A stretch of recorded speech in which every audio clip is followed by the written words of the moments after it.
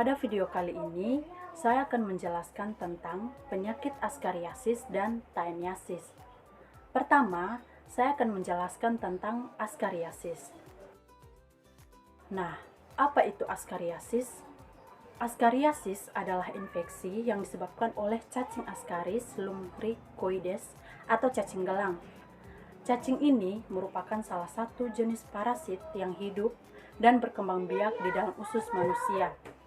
Askariasis biasanya ditemukan di daerah yang memiliki lingkungan kebersihannya yang buruk. Beberapa orang yang mengidap penyakit ini tidak mengalami gejala sampai keadaannya memburuk. Secara morfologi, cacing jantan lebih kecil daripada cacing betina.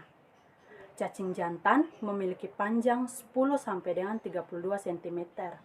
Diameternya 2 sampai dengan mm. Sedangkan cacing betinanya memiliki panjang 20 sampai dengan 35 cm dan diameternya 3 sampai 6 mm. Ada beberapa faktor risiko terjadinya askariasis, antara lain, yang pertama, lingkungan yang kebersihannya tidak terjaga.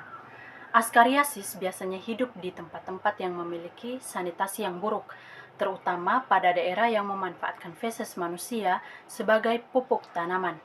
Yang kedua, usia. Kebanyakan orang yang menderita askariasis berusia 10 tahun ke bawah, di mana anak-anak dalam kelompok usia ini dapat berisiko lebih tinggi karena mereka lebih cenderung untuk bermain tanah. Yang ketiga, iklim yang hangat. Penyakit ini lebih berkembang di negara-negara dengan suhu udara yang hangat seperti Indonesia. Yang keempat, sanitasi yang buruk. Askariasis menyebar luas di negara-negara berkembang karena kotoran manusia tercampur dengan tanah di setempat. Gejala dapat dirasakan ringan sampai sedang, seperti sakit perut, mual, muntah, diare, atau timbulnya darah pada tinja. Pada gejala yang berat, dapat timbul muntah-muntah, kelelahan, terdapat cacing dalam muntah atau tinja, anemia, serta penurunan berat badan. Adapun pengobatan askariasis. Jika mengalami gejala-gejala seperti di samping yang sudah saya jelaskan tadi, segera hubungi dokter dan melakukan pemeriksaan dan pengobatan untuk mendapatkan penanganan yang tepat. Selanjutnya ada pencegahan askariasis. Pencegahan yang dilakukan agar tidak terjangkit askariasis dan yang harus dilakukan adalah yang pertama, mencuci tangan secara menyeluruh dengan air bersih dan sabun, misalnya sebelum makan, memasak maupun setelah buang air besar secara teratur. Hindarilah membuang lingkungan di mana cacing dapat berkembang. Yang kedua, memastikan masakan benar-benar matang sebelum mengonsumsinya. Yang ketiga, meminum air dalam kemasan yang tersegel ketika bepergian. Yang keempat, ajari anak untuk tidak terbiasa memasukkan tangan ke dalam mulutnya selama bermain tanah. Selalu pakaikan sandal atau sepatu setiap kali anak bermain di luar rumah.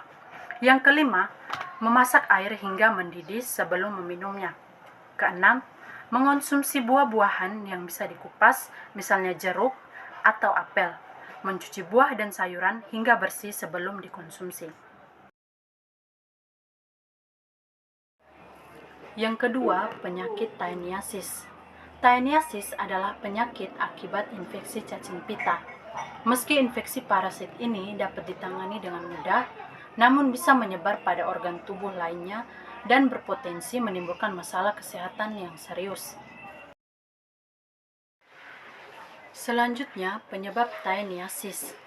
Taeniasis terjadi saat telur atau larva cacing pita berada pada usus manusia.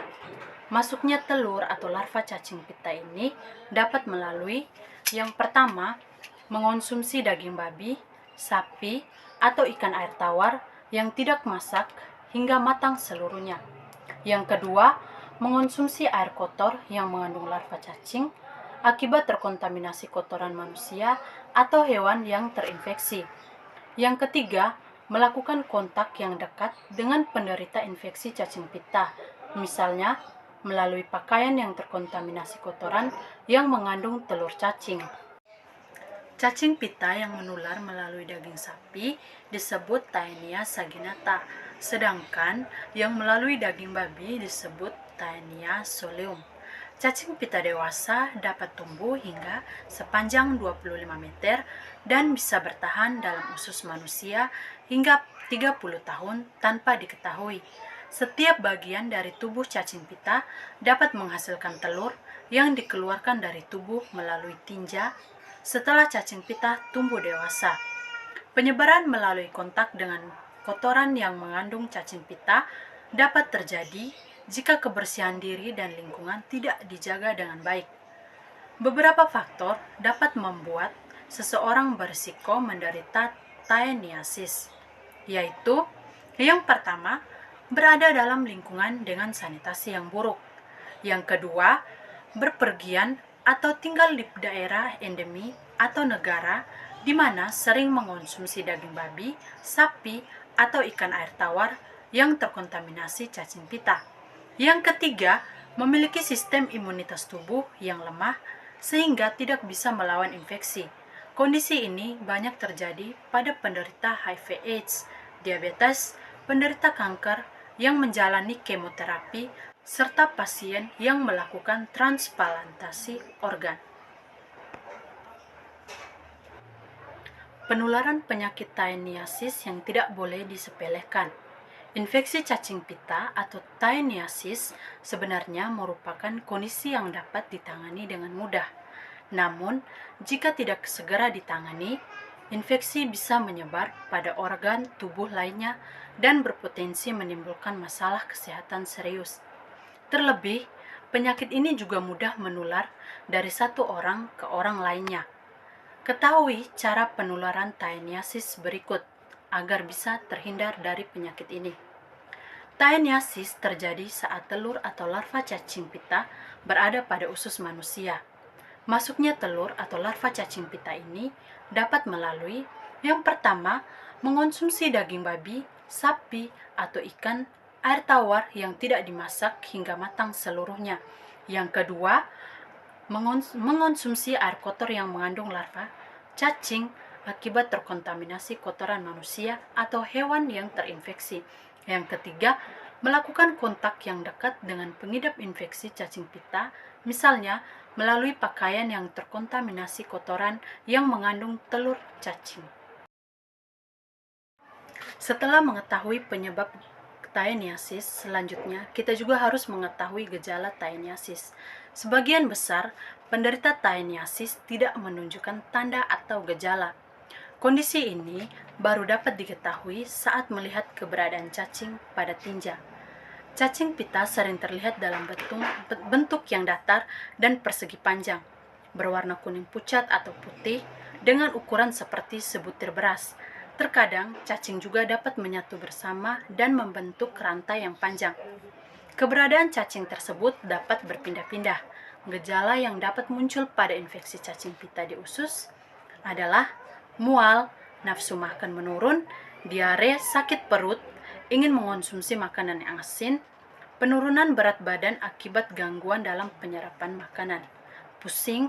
Beberapa penderita taeniasis juga dapat mengalami iritasi di area sekitar anus atau tempat keluarnya telur dewasa.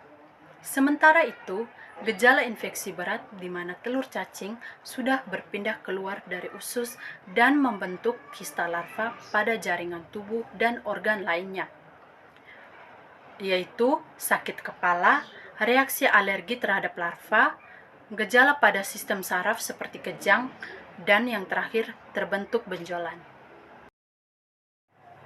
Diagnosis taeniasis. Untuk mendiagnosis taeniasis, dokter akan melakukan beberapa pemeriksaan, yaitu yang pertama, analisis sampel tinja. Nah, bagaimana caranya? Sampel tinja diambil untuk diteliti di laboratorium menggunakan mikroskop guna mengidentifikasi keberadaan telur atau bagian tubuh cacing pita pada tinja. Sampel telur cacing pita juga dapat diambil dari area anus. Yang kedua, tes darah lengkap. Tes ini bertujuan untuk melihat antibodi dalam tubuh yang bereaksi terhadap infeksi cacing pita. Yang ketiga, uji pencitraan. Dokter bisa menggunakan beberapa tes pencitraan seperti CT scan, foto rongseng, MRI, atau USG guna mengidentifikasi infeksi berat. Pencegahan taeniasis. Ada beberapa langkah yang bisa dilakukan untuk mencegah taeniasis, yaitu yang pertama, mengonsumsi daging, ikan, dan daging babi yang tidak matang sempurna. Yang kedua, cuci dan masaklah semua buah-buahan serta sayuran sebelum dimakan. Yang ketiga, bagi yang memiliki peternakan, buanglah kotoran hewan dan manusia dengan baik agar tidak mencemari makanan dan minuman. Yang keempat, harap berhati-hati saat mengonsumsi makanan dan minuman ketika berada di kawasan rawan cacing pita, biasanya di negara berkembang. Yang kelima, bawalah hewan peliharaan ke dokter hewan jika terinfeksi cacing pita. Yang keenam, masaklah daging hingga benar-benar matang. Yang ketujuh, bekukan daging setidaknya 12 jam dan ikan minimal 24 jam untuk membunuh telur dan larva cacing pita. Yang kedelapan, cucilah tangan dengan sabun sebelum dan sesudah mengolah makanan, sebelum makan dan setelah keluar dari toilet. Pengobatan taeniasis. Pada beberapa kasus, pengidap taeniasis bisa sembuh tanpa pengobatan. Cacing pita akan keluar dari tubuh dengan sendirinya. Untuk menangani taeniasis, biasanya dokter akan meresepkan beberapa obat-obatan untuk membasmi cacing pita dewasa saja. Untuk infeksi invasif akan ditangani berdasarkan lokasi dan efek infeksi. Sekian materi tentang penyakit askariasis dan taeniasis. Semoga informasi yang saya bagikan dapat bermanfaat bagi kita semua. Terima kasih, Tuhan memberkati.